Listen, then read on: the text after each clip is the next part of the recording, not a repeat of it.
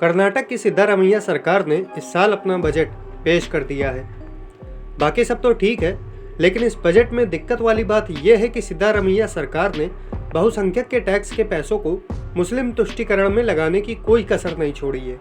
ये बजट कर्नाटक सरकार का बजट कम, मुस्लिम समुदाय का बजट ज़्यादा लग रहा है। अब मैं ऐसा क्यों बोल रहा हूँ वो भी आपको बताता हूँ। अपने इस बजट में कांग्रेस का कहना है कि कर्नाटक में अगर कोई मुसलमान शादी करता है तो कर्नाटक सरकार उसे 50,000 रुपये सहायता राशि के रूप में देगी, केवल मुसलमानों को। वक्फ संपत्ति और कब्रिस्तानों के बुनियादी ढांचे के विकास के लिए सरकार 150 करोड़ रुपए मुसलमानों को देगी। वक्फ बोर्ड की प्रॉपर्टी पर कर्नाटक सरकार करोड़ों खर्चा करेगी। ऐसी प्रॉपर्टी जो ना तो सरकार की है, न कर्नाटक सरकार के कंट्रोल में है और न ही कर्नाटक सरकार के अधीन आती है। इसके अलावा मुस्लिम सांस्कृतिक कार्यक्रमों के लिए 50 लाख रुपए भी दिए जाएंगे।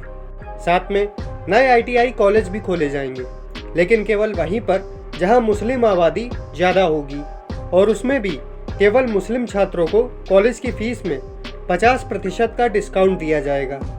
इसके साथ में मुस्लिम छात्रों के लिए राष्ट्रीय और विदेशी छात्रवृत्ति यानी कि स्कॉलरशिप में बढ़ोतरी की जाएगी। ध्यान से सुनिए, केवल मुस्लिम छात्रों की स्कॉलरशिप में ही बढ़ोतरी की जाएगी।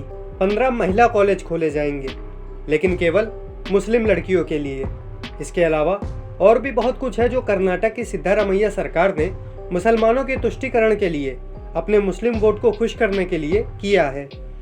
मुझे लगता है कि जब सरकार खुद देश में धर्म के आधार पर भेदभाव करने पर तुली हुई है, तो उसे ये भी बताना चाहिए कि सरकार के पास जो पैसा टैक्स के रूप में आता है उसमें कौन से धर्म का कितना टैक्स है, कौन सा धर्म ज़्यादा टैक्स देता है और कौन सा धर्म कम टैक्स देता है, और जो भी धर्म या मजहब जितना टैक्स देता है उसे उसी अनुपात में उतना ही सरकारी लाभ मिलना चाहिए।